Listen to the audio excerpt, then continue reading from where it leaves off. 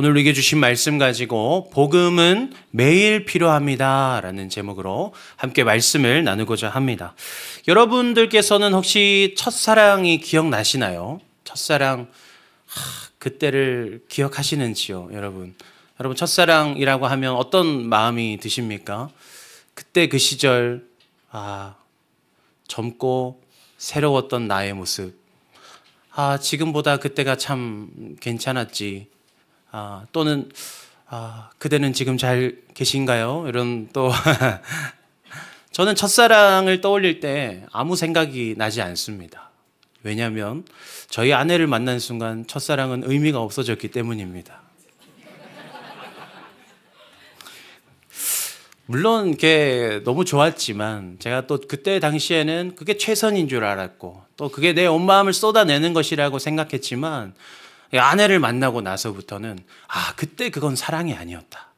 그때의 나는 너무 부족했다. 그것은 내 삶의 사랑이라 말할 수 없다라고 이렇게 대하게 됐던 것 같습니다. 신앙생활에도 우리가 첫사랑이 있습니다. 여러분들께서는 신앙생활 가운데 예수님을 처음 믿었던 그때를 기억하시는지요? 그때는 언제였습니까? 언제 어떤 분위기 속에서 어떤 말씀으로 하나님께서 우리를 찾아와 주셨었는지 여러분 기억하시는지요? 우리가 그런 기도를 많이 하잖아요. 주님, 첫사랑을 회복하기 원합니다. 주님, 처음 만났을 그때를 내가 다시 회복하기 원합니다. 저 역시도 그런 기도를 많이 했습니다. 열심히 했죠. 그때의 그 감격, 그 감동이 다시 나를 찾아오기를 바라면서 열심히 기도했습니다. 그러던 어느 날 제가 저희 아내를 보면서 그런 생각이 들었습니다. 내가 우리 아내를 향해서 이 눈물은 갑자기 눈이 너무 따가워서 죄송합니다. 네. 오해 마십시오. 아무 일 없습니다. 네.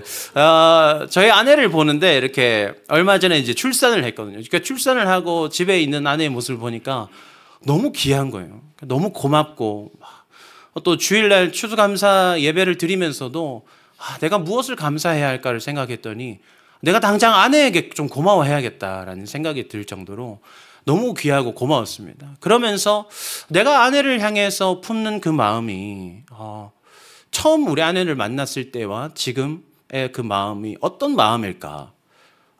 그때보다 훨씬 더 깊어진 마음이더라고요. 그러니까 우리가 그런 부부간에 그런 대화를 할 때가 있잖아요. 당신 그때 기억나? 우리 처음 만났을 때 그때 좋았지. 그때로 돌아가고 싶어. 라고 만약에 여러분의 배우자 또는 여러분의 연인이 그런 이야기를 한다면 어떠세요? 현재에 만족한다, 만족하지 못한다? 현재에는 뭔가 아쉬움이 있다는 거죠. 그때로 돌아가고 싶다. 그때가 다시 생각난다는 건 지금이 뭔가 아쉬움이 있다라는 것을 의미하기 때문에 우리가 이 단순히 부부 관계에서도 첫사랑을 회복한다는 건 아쉬움이 있다. 그럼 우리는 어떤 사랑을 추구해 나가야 하는 것인가? 첫사랑이 잊혀질 만큼 우리는 갈수록 더 깊은 사랑 가운데로 나아가야 하지 않는가? 그것을 고민해 보았습니다. 그래서 신앙생활이 있어서도 내가 첫사랑을 회복하기를 꿈꾸는 것이 아니라 예수님 처음 만났을 때를 다시 돌이키기 위해 노력하는 것이 아니라 주님, 그때 내가 주님을 사랑했던 그 사랑은 사랑이 아니었음을 고백할 수 있을 만큼 내가 지금 더 주님 사랑해 보겠습니다라고 우리가 그것을 꿈꿔야 하지 않은가? 그것을 생각해 보았습니다. 우리는 왜 아직도 첫사랑을 그리워하고 있었을까요? 왜 우리는 신앙생활을 한 그 기간이 많이 지났음에도 여전히 첫사랑을 기억하고 있을까요? 왜냐하면 그 사랑에 대해서 그 사랑을 담고 있는 복음이 우리에게 매일의 삶 가운데 어떻게 적용되어져야 하는지 우리가 그것을 잊어버렸기 때문입니다. 오늘 바울도 오늘 말씀 속에서 그 사랑의 본질을 잊어버리면 너희의 사랑은 변하게 되어 있다. 처음 사랑이 그리워질 만큼 무색해져야 하는데 그것이 그리워질 만큼 그 사랑에 그 믿음에 문제가 생긴다라고 이야기합니다. 현재 갈라디아 교회의 성도들이 갖고 있는 문제가 있습니다. 처음에는 복음을 바르게 들었습니다. 오직 은혜로 말미암아 구원받는다는 사실에 감격했고, 또 예수 그리스도의 십자가가 모든 것을 완성시켰다는 그 복음에 붙들렸었습니다. 그런데 시간이 지나면서 흔들리기 시작합니다. 유대주의자들이 와서 이렇게 말합니다. 너희가 예수님을 믿는 것 너무 좋다. 그러나 참된 그리스도인이라면 율법을 지켜 행해야 하지 않겠느냐. 더 나아가 더 굳센 더 강한 그리스도인이 되기 위해서는 할례까지도 너희가 받을 수 있지 않아야겠느냐라고 그들을 미혹하기 시작합니다. 그래서 그들 안에 그러한 율법주의적인 행태들이 스며들기 시작했던 거죠. 그런 갈라디아 교회의 성도들을 향해서 바울은 갈라디아서 3장 3절 말씀에서 이렇게 이야기합니다. 너희가 이같이 어리석으냐? 성령으로 시작하였다가 이제는 육체로 마치겠느냐라고 말합니다. 너희가 은혜로 시작하였는 것이 너희가 육체의 의로움으로 마치도록 너희는 그것을 원하느냐라고 이야기하고 있는 것이죠. 처음에는 은혜로 시작했으나 이 갈라디아 성도들은 이제는 내가 얼마나 잘하고 있느냐에 따라서 그 신앙의 기준을 두기 시작했던 것입니다. 오늘날로 따지면 이런 거죠. 예수님 믿기만 하면 다입니까? 교회 봉사도 좀 해야지. 새벽 기도 정도는 열심히 좀 나와야 신앙인이라고 말할 수 있지. 주일 예배를 빠지는데 어떻게 그리스도인이라고 말할 수 있느냐.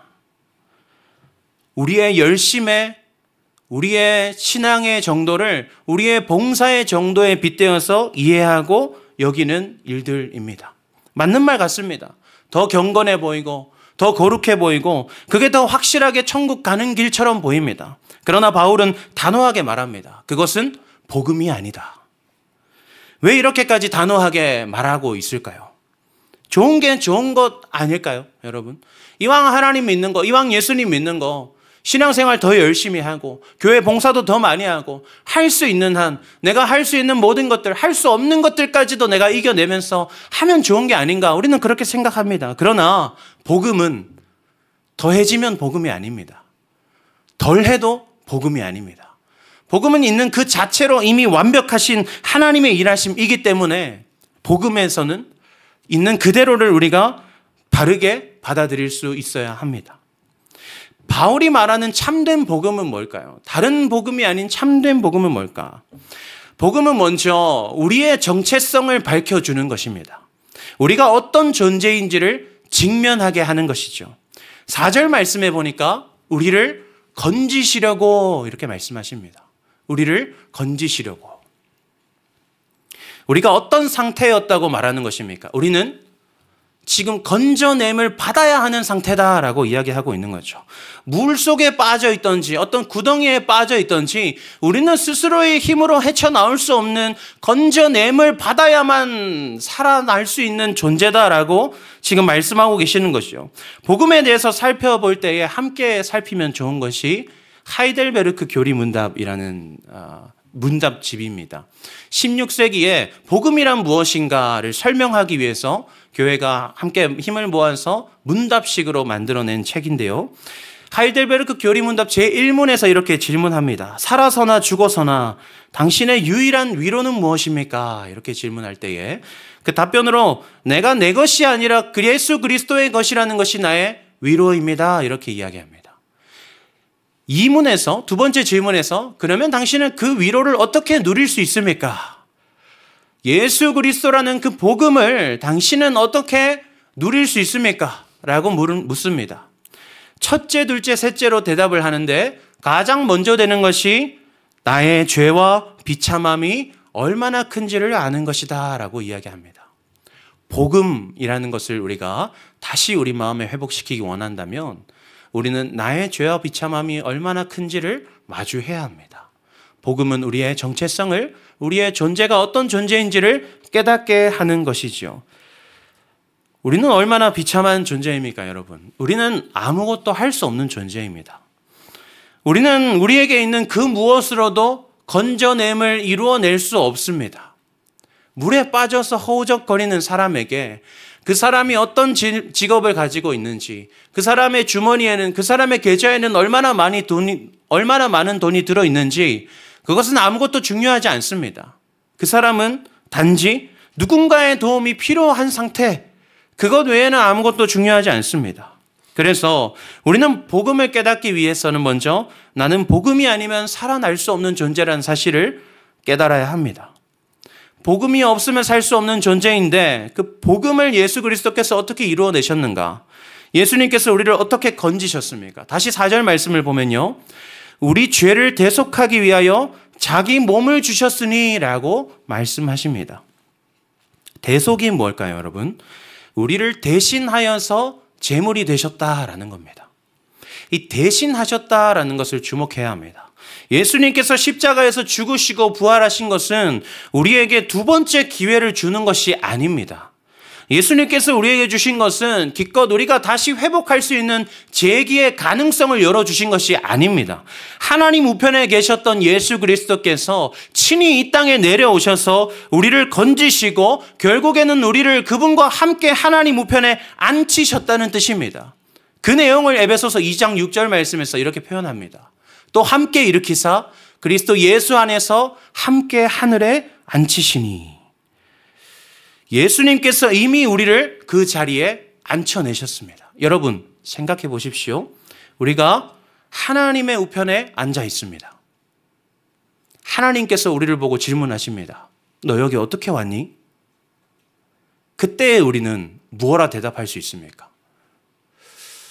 하나님, 제가 교회에서 이런 일도 했고 저런 일도 했고 이런 직분을 맡았고 저런 봉사를 했고 그러다 보니 어느새 하나님 우편에 앉아 있네요 라고 말할 수는 없습니다. 하나님, 저는 아무것도 할 수 없는 자인데, 아무것도 이뤄낼 수 없는 자인데 예수님께서 어느 날 저를 만나주셨고 저를 당신의 곁으로 이끌어내셨습니다. 예수 그리스도 외에는 우리는 아무것도 말할 수 있는 것이 없습니다. 복음은 분명하게 말합니다. 이미 모든 것이 충분하다. 복음은 전적인 하나님의 은혜로 비롯된 것임을 우리는 기억해야 합니다. 우리가 무엇을 했기 때문이 아니라 4절의 말씀대로 그리스도께서 하나님 곧 우리 아버지의 뜻을 따라 행하신 일이다라는 걸 우리는 알아야 합니다. 우리가 구조 요청을 한 것이 아닙니다. 우리는요, 구조 요청조차 할 수 없는 존재입니다. 우리는 우리가 빠져 있다는, 건져냄을 받아야 하는 상태라는 것조차 깨닫지 못하는 존재인데, 하나님은 우리가 깨닫지도 못했던 우리의 필요를 은혜로 준비하셨고, 그리스도께서는 결코 스스로를 구해낼 수 없는 우리를 은혜로 건져내셨습니다. 성경 어디에서도 그리스도의 그 구원의 역사가 하나님의 뜻 외에 다른 무엇 때문에 이루어졌다고 말하지 않습니다. 우리 안에는 그리스도를 움직일 만한 어떤 의로움도 어떤 공로도 없고 앞으로도 우리는 그것을 이루어낼 수 없다는 사실을 우리는 기억해야 합니다. 그렇기 때문에 5절 말씀의 고백처럼 영광이 그에게 세세토록 있을지어다라는 고백이 가능한 것이죠. 우리 중 누구도 그 복음에 있어서, 구원 역사에 있어서 자신의 의로움을 투과시킬 수 없기 때문에 오직 하나님께만 영광이 세세토록 있을 수 있는 겁니다. 복음은 이미 완성되었습니다. 복음은 완벽히 하나님께서 이루신 일입니다. 또한 6절 말씀을 보시면요, 그리스도의 은혜로 너희를 부르신 이를, 하나님이 우리를 부르신 이유에 대해서도 오직 은혜라고 말하고 있습니다. 그렇다면 그 수많은 사람들 가운데 왜 하나님이 나를 주목하시는가? 왜 하나님께서 나를 택하셨는가? 나의 어떠함 때문이 아닌가? 그렇게도 말할 수 없다는 거죠.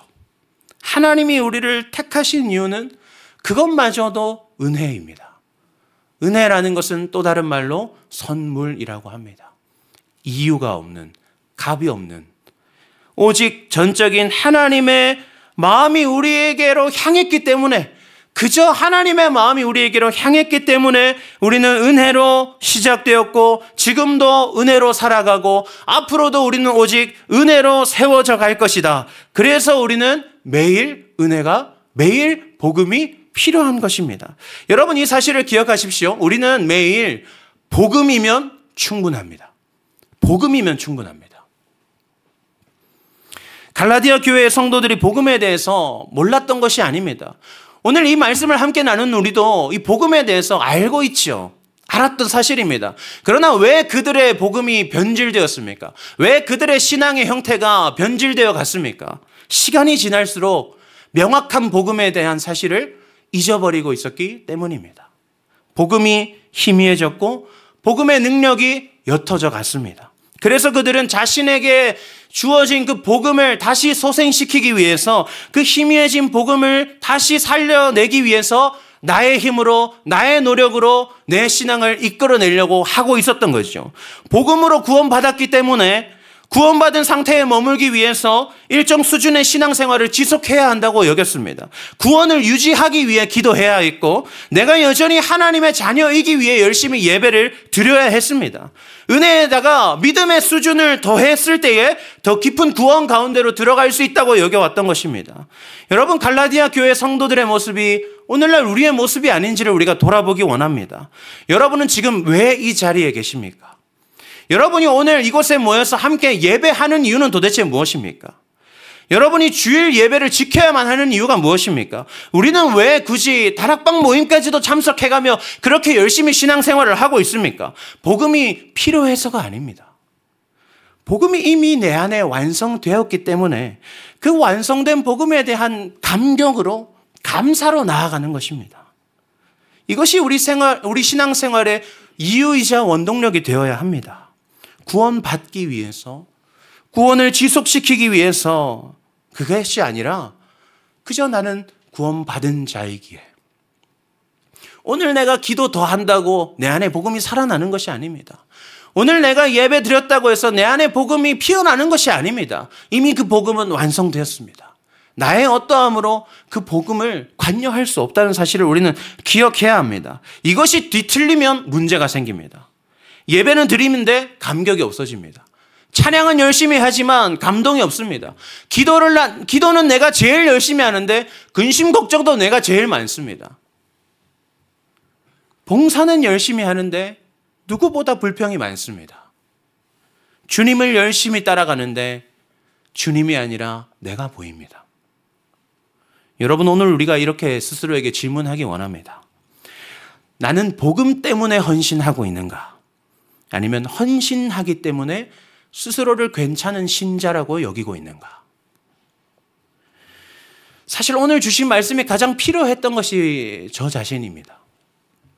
제가 올 한 해를 시작부터 정말 바쁘게 달려왔던 것 같습니다. 겨울에도 청소년부 수련회에 또 제자반 아이들하고 막 제주도 다녀오고 갔다 와서 또 야외 예배 준비 바로 시작했는데요. 야외 예배 2주 남았는데 갑자기 급성 충수염, 그죠? 맹장염이라고 하는 수술을 했습니다. 근데 제가 수술 딱 하고 마치 깨자마자 바로 카톡방을 열고 딱 우리 또 TF팀하고 회의를 딱 했거든요. 스스로 너무 대견했습니다.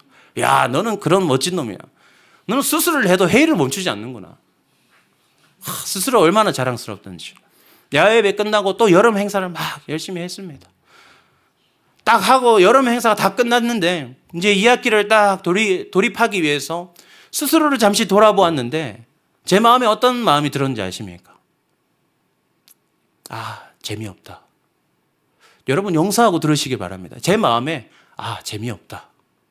그 마음이 들더라고요. 2학기를 준비해야 되는데 기대가 되지 않았습니다. 설렘이 없더라고요. 왜 그럴까?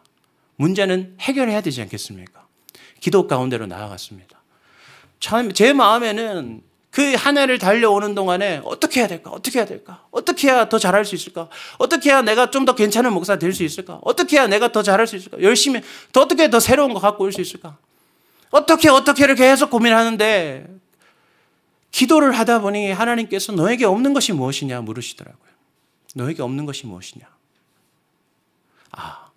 나에게 왜가 빠졌구나. 내가 이걸 왜 하고 있나? 내가 왜 목사가 되었나? 나는 왜 교회에서 봉사하고 헌신하고 그렇게 살아가고 있었는가? 나에게 왜가 없었구나. 제가 왜 이 일을 하고 있습니까? 예수님 너무 좋아서 했습니다. 청소년기에 하나님을 만났는데 그 사랑이 너무 귀하고 좋아서 내가 그 사랑 안에 거하면 나는 너무 귀한 존재로 잘할 수 있을 것 같아서 그 사랑 안에 매일매일 머물러 있어야겠다. 나의 모든 일상이 그 사랑 안에 거하는 사람이 되어야겠다. 목사해야지.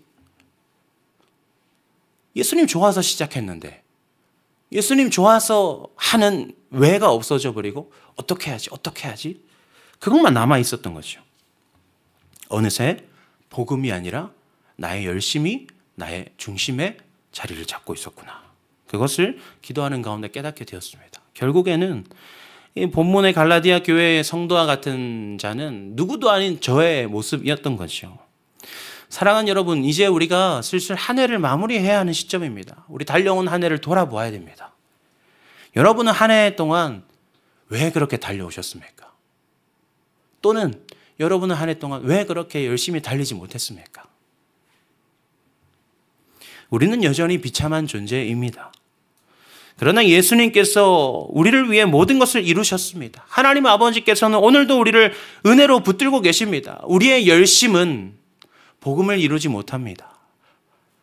주님께서 복음을 이루셨기에 우리가 달려가는 것입니다. 첫사랑이 그리우십니까? 아니요. 첫사랑 그리워하지 마십시오. 매일 복음으로 살아가십시오.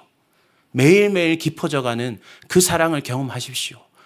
처음에만 붙드셨던 하나님이 아니라 그 하나님이 지금 나를 더 강하게 붙들고 계시다는 사실을 만나고 누리십시오. 매일매일 복음으로 살아가는 삶.